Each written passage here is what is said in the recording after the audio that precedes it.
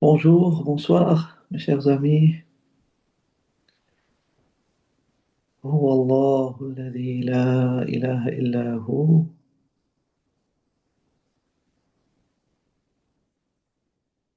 عالم الغيب والشهادة هو الرحمن الرحيم هو الله الذي لا إله إلا هو الملك.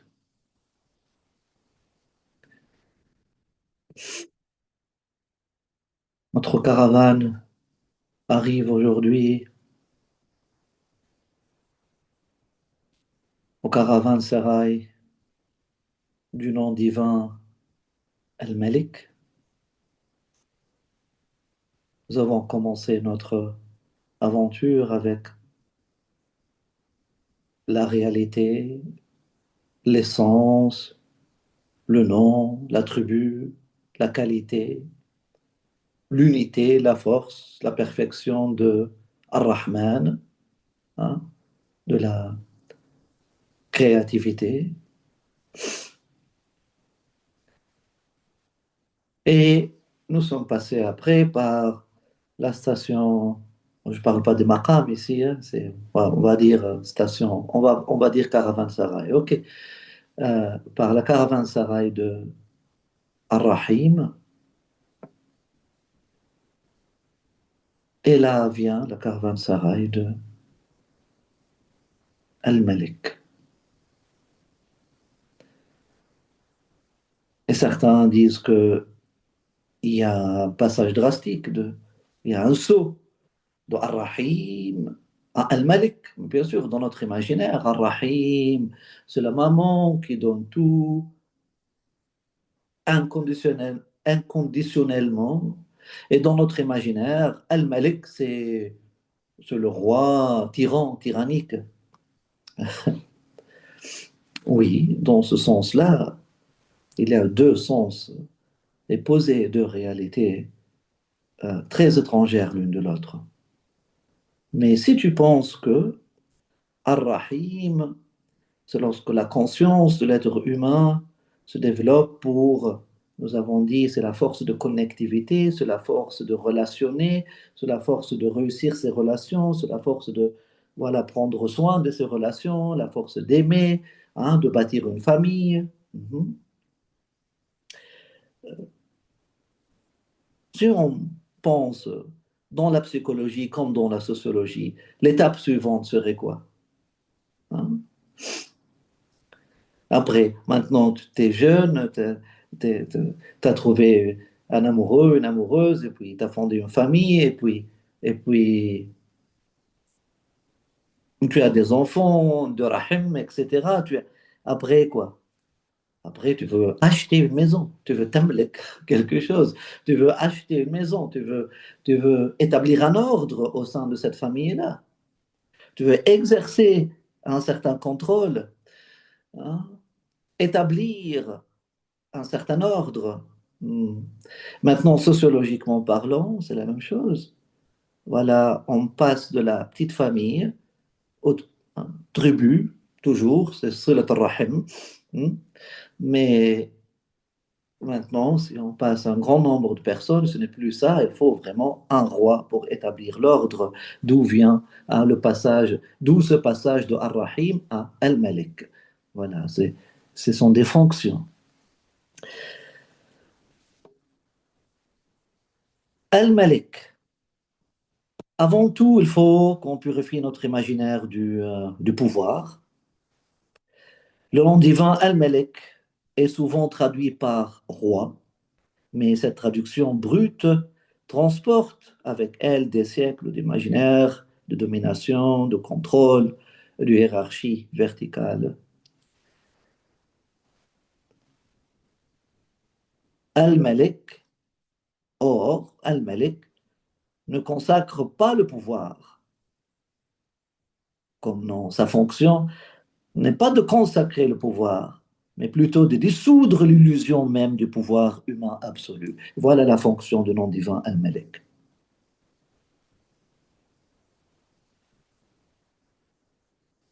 Parler de Al-Malik avec vous aujourd'hui, c'est de sortir de la confusion entre autorité et domination, guérir notre rapport au contrôle et redécouvrir une souveraineté sans violence, intérieure avant tout. Linguistiquement, Al-Malik vient de la racine malaka, elle-même dérivant de la racine laka. Et laka, jusqu'au jour d'aujourd'hui, veut dire c'est à toi, hein, à toi. Hein, il y a cette euh, possession.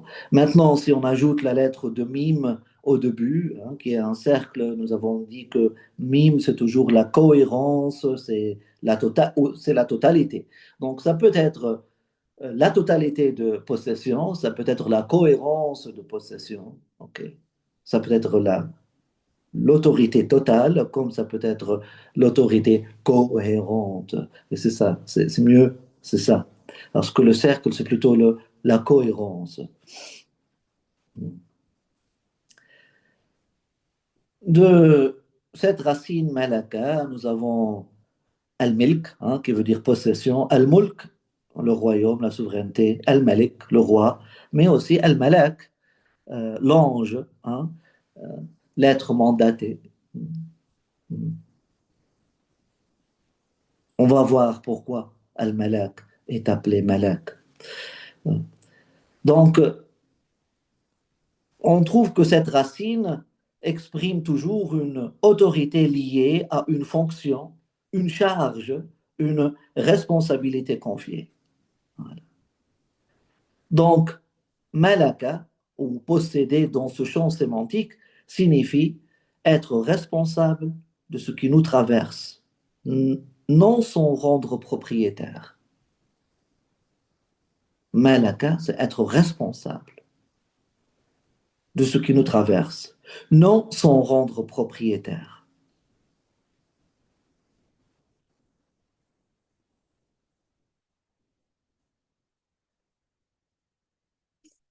Al-Malik et Al-Malik, nous avons les deux d'ailleurs dans le Coran. Al-Malik, le souverain, hein, autorité ontologique, intrinsèque, non dérivée. Et nous avons Al-Malik, le possesseur, celui à qui toute chose appartient en vérité. On trouve dans Surat al-Fatiha, elle peut se lire Maliki Yawmiddin ou Maliki Yawmiddin. Oui, le Dieu, le divin, Dieu est à la fois celui qui établit l'ordre et celui qui, ou celui à qui rien n'est appropriable aussi. Donc cette double lecture, elle fait tomber toute illusion humaine de maîtrise ultime.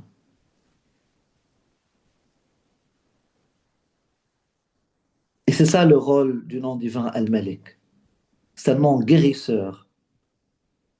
Voilà. C'est la première guerre.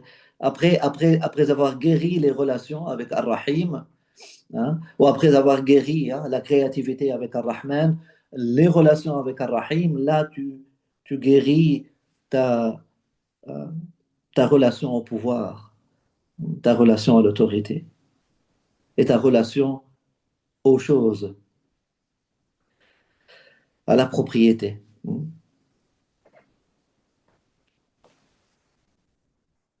Dans les langues indo-européennes, roi vient de la racine reg, hein, d'où le mot règle, régulier, etc. Hein, ce qui veut dire tracer droit, ordonner, hein, régler, établir une règle. Voilà. Donc, ce qui démontre qu'à l'origine, le roi, la fonction du roi était celui qui garantit la cohérence de l'ordre, non celui qui écrase. Celui qui garantit la cohérence de l'ordre, ou encore l'harmonie.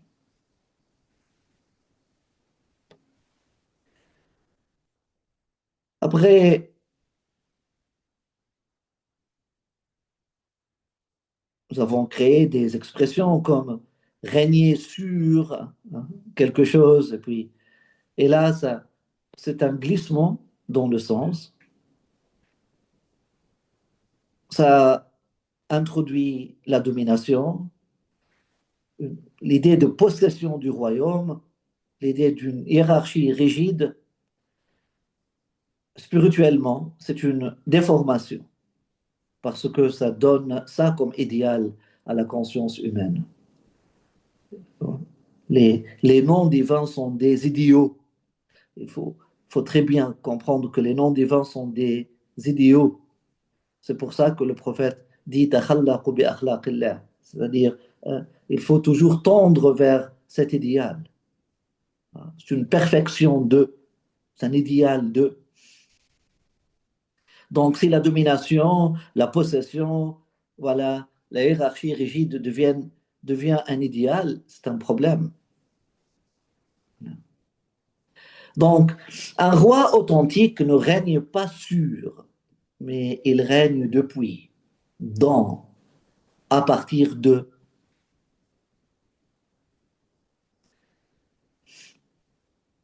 Il y a aussi une autre mauvaise traduction qu'on fait souvent, traduisons Al-Malik par maître, ou magister, alors qu'à l'origine, maître, ça implique une grandeur comparative, un contrôle, un pouvoir sur, domination sur. Ça vient du latin, magnos, euh, toujours quelqu'un qui a dominé quelqu'un et du coup, il est devenu son maître. Ça implique toujours une dualité. Alors, souverain, ça vient de superanus, c'est une assise hors rivalité, c'est une autorité de présence. Al-Malik relève de la souveraineté, jamais de la maîtrise dominatrice.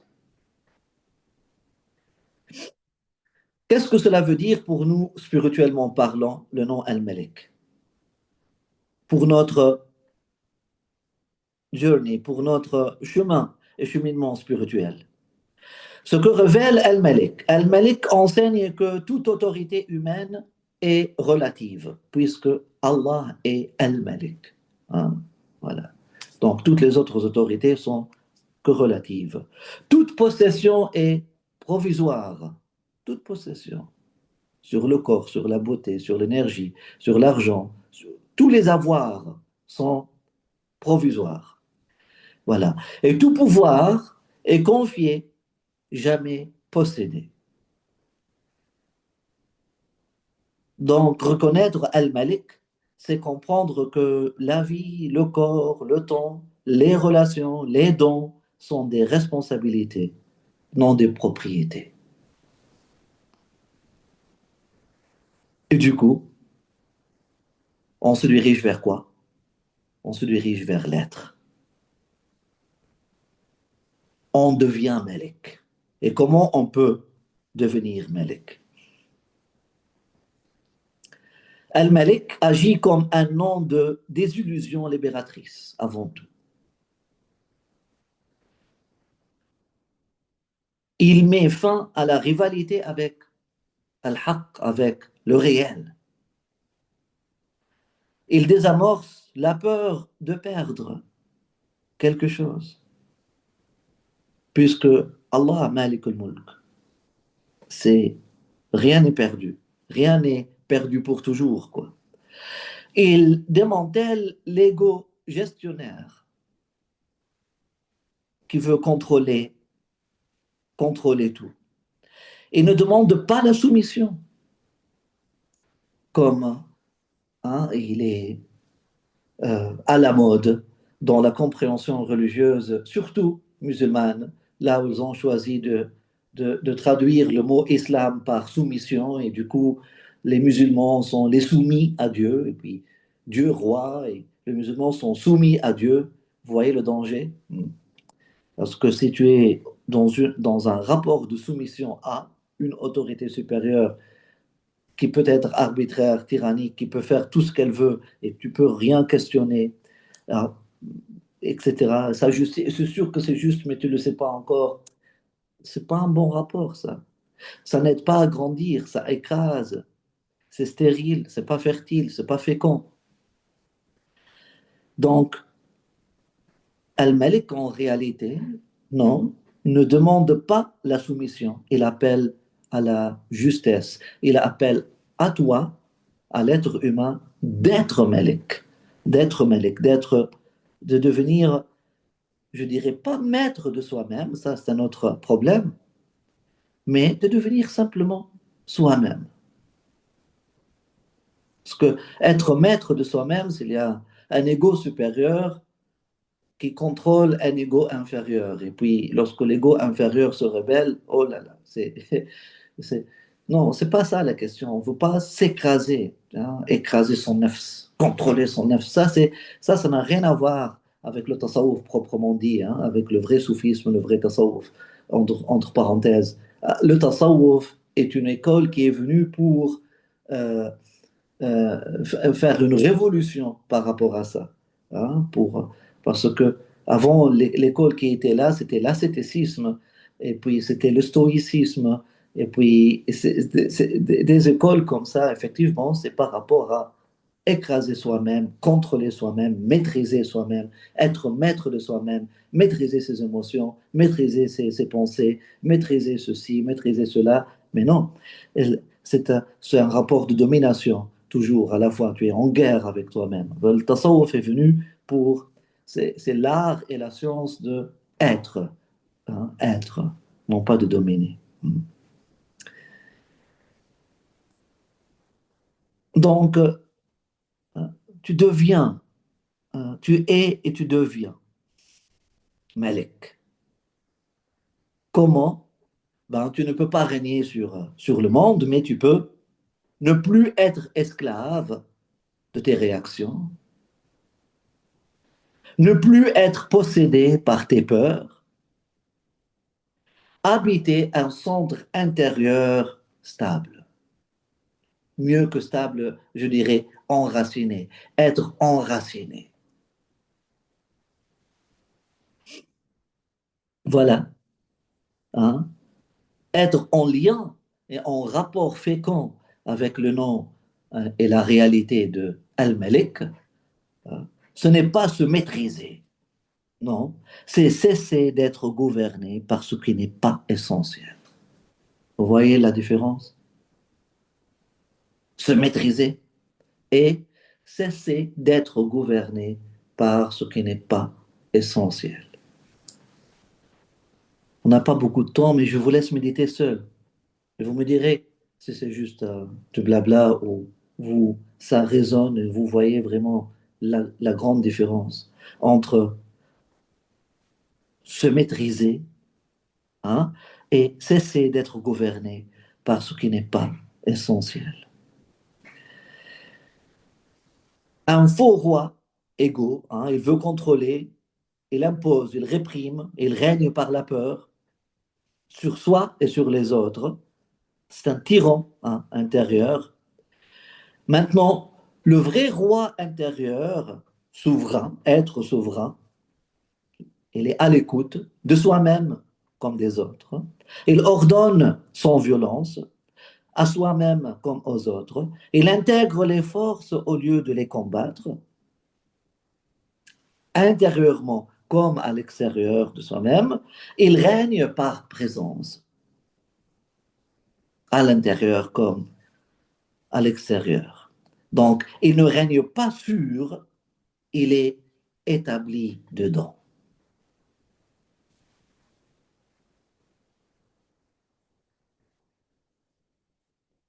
D'ailleurs, il y a quelque chose qui s'appelle al-malak al-ma'rifiyya. Et pour longtemps, moi, j'ai traduisé al-malaka par maîtrise de, alors que c'est faux, parce que tu es né avec une malaka. Ce n'est pas quelque chose que tu domines. Ils disent aujourd'hui, il faut dominer la matière avant de parler. Bon, effectivement, dans le milieu académique, oui, il faut dominer parce que même Même le diplôme s'appelle maîtrise. Tu deviens maître de quelque chose après l'avoir dominé. Le rapport avec la science, c'est un rapport de conquête. Alors que le ma'arif al-ladunniya, le tasawwuf, ce n'est pas comme ça. On on n'est pas à la conquête pour apprendre quelque chose. Nous sommes dans une réceptivité. Et puis la ma'arifa vient. La connaissance vient. Donc, ce n'est pas une domination, c'est ou une maîtrise. Al-malaka, c'est une assise, c'est une souveraineté.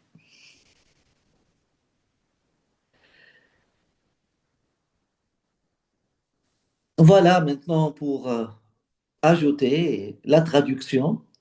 Vous savez que moi, je ne traduis pas les noms divins par le. Parce que si tu veux faire le, il faut faire là aussi, mais parce que Dieu ni le ni là. Hein. Mais c'est pas ça. Mais on va. Et c'est pas ça. C'est pas un titre qu'on cherche. On cherche une réalité, une essence. Voilà. Donc, moi, je traduis les noms divins avec, en ajoutant le mot unité ou force avant. Hmm. Et on peut aussi ajouter le mot perfection avant. Voilà. Pourquoi unité? On m'a dit pourquoi unité? Unité parce que le mot unité, ça a des anthropomorphoses, hein, ou des anthropomorphises, hein, plutôt, des anthropomorphises. Le nom, voilà. Euh, le libère du genre et l'extrait d'un titre pour en faire un principe ontologique.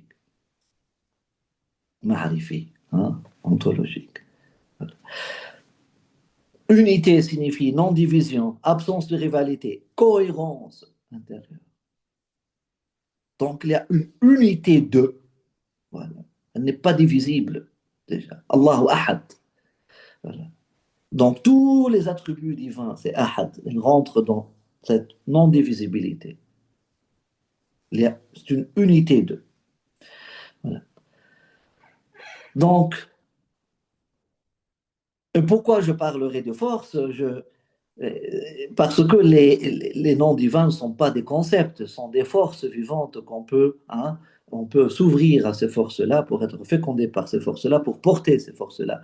Hein, sont vivantes, dynamiques, structurantes, opératives, ça opère en nous quelque chose. Moi, j'ai besoin de cette force pour opérer en moi quelque chose, hein, dans mon cheminement spirituel. Voilà. Donc, force ne signifie jamais violence. Hein. Au contraire, c'est une tenue intérieure, une capacité d'établissement, une puissance de justesse. Donc, formulation pour Al-Malik en français, je dirais unité de souveraineté. Unité de souveraineté. Et pensez à ça. Qu'est-ce que ça évoque en vous? Hein? Autorité sans conflit, sans domination, sans rivalité. C'est une force de souveraineté aussi, hein, ou force d'établissement aussi. C'est ça, qu'est-ce que ça vient cultiver en moi, la force de souveraineté, hein, ça vient éveiller et cultiver à la fois en moi, la force de souveraineté et la force d'établissement. Voilà. Euh, je peux dire unité de justesse souveraine aussi. Je peux aussi dire perfection de souveraineté, ou même perfection d'harmonie. Parce que le but de la souveraineté, oui, c'est une essence, mais elle vient d'où en fait? Et elle mène à quoi? Je pense que l'harmonie est un idéal encore plus élevé et encore plus profond à la fois que la souveraineté. On veut être souverain pour être en harmonie avec soi-même.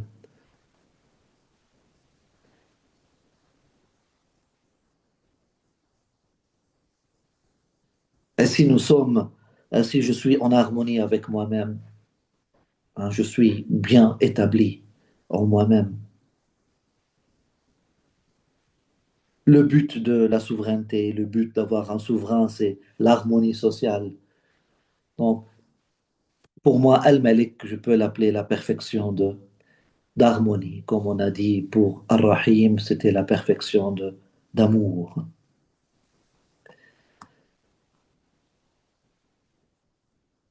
Voilà, sur le chemin de la maturité spirituelle, l'enfant spirituel cherche un roi extérieur, hein. Qui est l'enfant spirituel? C'est le religieux. Il cherche un roi extérieur pour le dominer, le contrôler.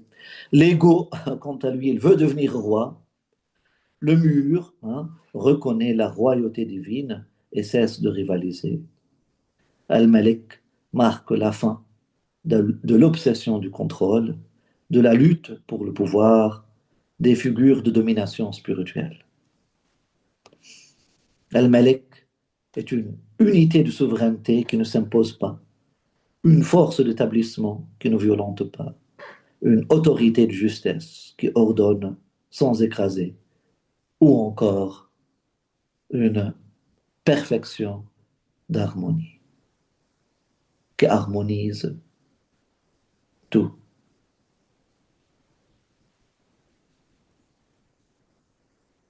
Et le plus important, c'est une réalité, c'est une force qui transforme l'être humain de propriétaire anxieux qui veut contrôler en intendant conscient du vivant.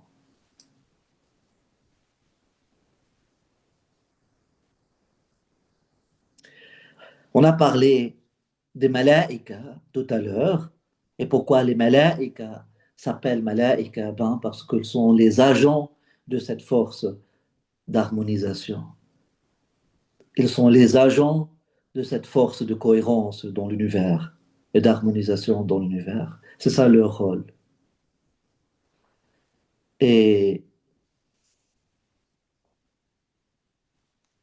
merci beaucoup. Nous avons eu une récompense double aujourd'hui, au lieu de 15 minutes, 30 minutes. Bon, j'ai voulu préparer pour ne pas déborder, mais apparemment, ça a donné l'effet contraire. En tout cas, c'est pas perdu. Sur El-Malik, on peut écrire un livre parce que c'est le nom divin, clé de transformation par excellence, croyez-moi. Si ton rapport avec l'autorité est corrigé,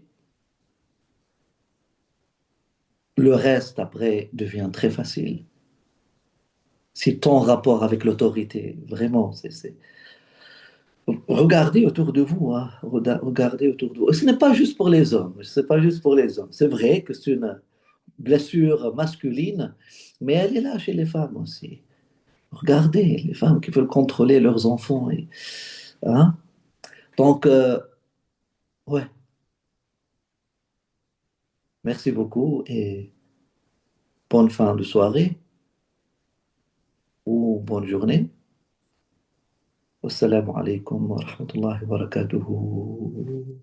Avant tout, un zikr avec Al-Malik, je ne recommande pas Ya Malikou, je ne le recommande pas dans notre tariqa, notre tariqa, c'est pas identité, dans notre méthode spirituelle, comment moi j'ai appris, mon grand-père m'a dit le nom de Al-Malik,